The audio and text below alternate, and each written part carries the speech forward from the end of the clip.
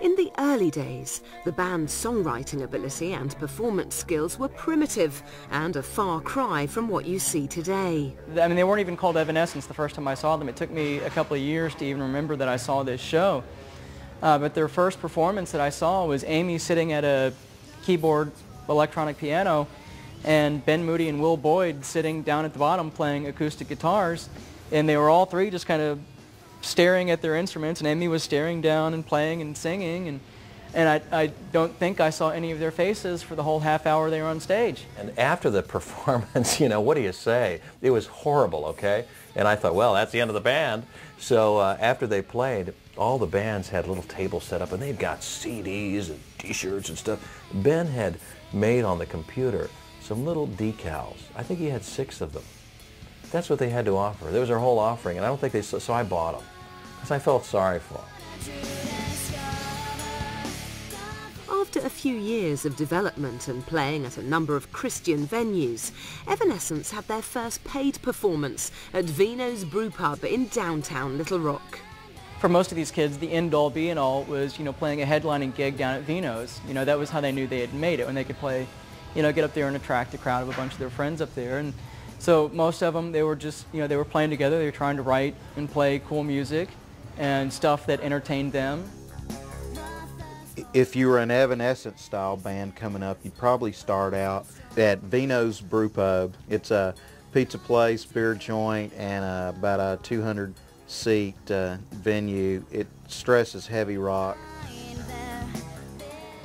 Barry Ellis is the owner of Stonehenge Rehearsal Studios, where Evanescence practice. Barry has himself played at Vino's on countless occasions. Vino's is a brew pub. They serve, you know, pizza and good food, good beer. It's what they call a shotgun place, if you ever know what I'm talking about. It's just a big, long, straightway place. You know, you can go all the way through the back. You know, you can open up the back door and open the front door, and it's a shotgun building.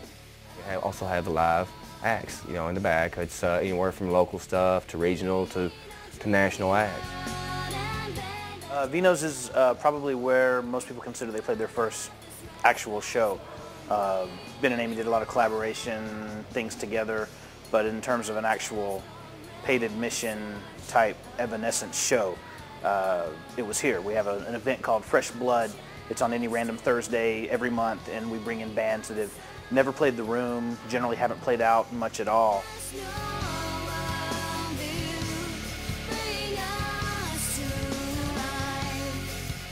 We've seen some pretty big names come off that stage, as well as some pretty crappy acts. But I mean, that's just part of the, you know, part of the game. You know, I mean, you got to give everybody a shot. The early shows were a little bit, I mean, maybe awkward for lack of a better word, because there was no full-time band other than Amy and Ben, and the use of electronics and things. So it was a little bit awkward, but it was pretty evident right off the bat that there was something there, because there's not very many female-fronted rock bands in a town like Little Rock. The first real show that we saw that we were really proud of, it wasn't the one out in that field. That was the one where you just wanted to go home and hope this all ended soon. But the first real show we saw was at a little place called TNT off I-30 in Benton, Arkansas. It's part of a church. It was in a big youth group area. And I never forget when we were there that night, I was watching Amy and them and thinking, these guys are really good. But what turned me on is when I turned to look at the crowd, and I saw almost everybody in the crowd singing every word. Thinking, that's the song my daughter was singing around the house.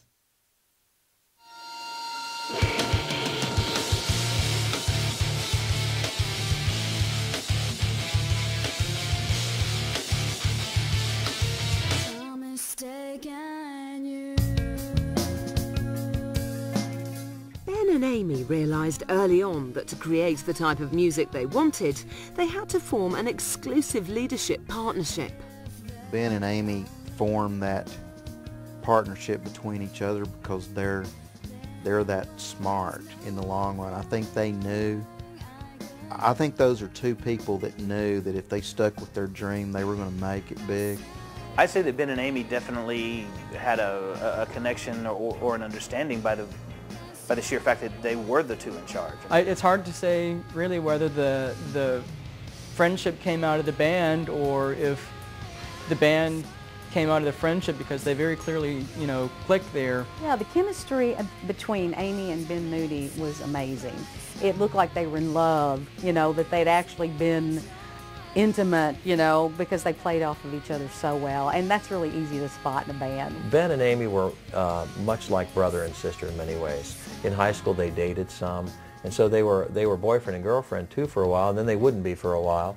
And then but they were very much, the way I see that relationship was much like brothers and sisters. They were very close. They'd, as most teenagers would, they'd insult each other constantly as a form of affection.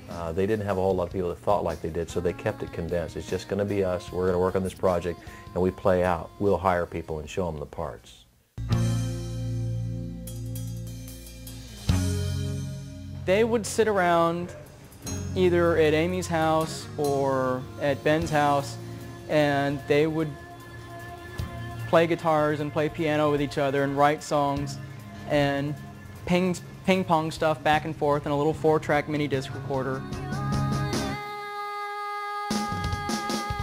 The main reason they didn't have a real band is because they couldn't get anybody to think like them. It was their thing was totally different. A female voice, which was pretty angelic, and you got these heavy industrial guitar riffs. People are going, they can't wrap my mind around that. I don't really know if their sound is totally unique because, I've heard of other bands before them that they seem to kind of model their sound after. I always described the band, Amy was kind of the light, and Ben was the lens that brought everything into focus. Evanescence was Ben and Amy. It wasn't like one of them could leave and they could replace the other and still call it Evanescence. Very self-contained between the two of them for a very long time as far as all the writing and the arranging and the recording. And they would occasionally they would bring someone in to play drums, or they'd bring someone in to play bass. In order to play live, Evanescence had to supplement the band with other players. Or Amy would bring in some of her friends to sing backup. But generally, they were very, very self-contained in the beginning, and they would hire. I remember their first show as Evanescence. They had 7 or 8 people on stage.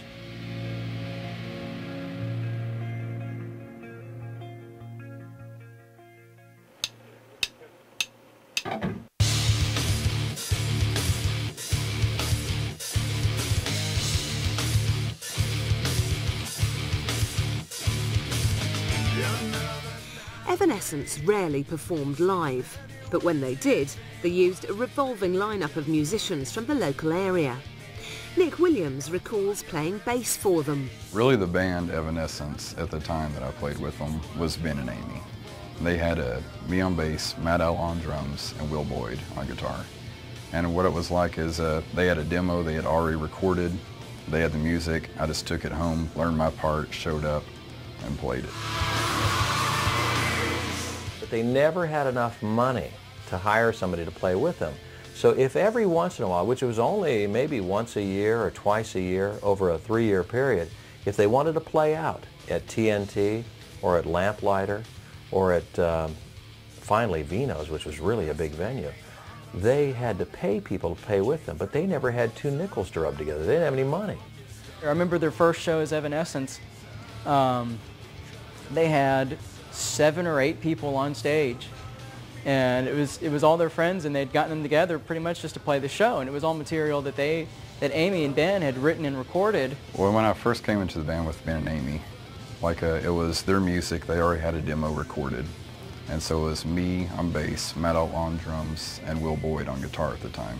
And when you'd show up to practice, you'd already have taken the demo home, you've already learned it, you've played it, and so there's not really a whole lot of working things out. You play your part.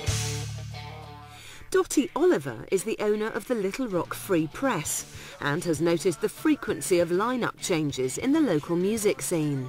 Actually, I have never been one to keep up with the lineup. The bands around here, because if you will notice by being around our city, one band member might play in 4 different bands, and he might play 3 different instruments in those 4 different bands. It's hard to keep up with them. The music community, in order to kind of sustain itself and constantly perpetuate itself and grow, it has a lot of people who play a lot of different instruments.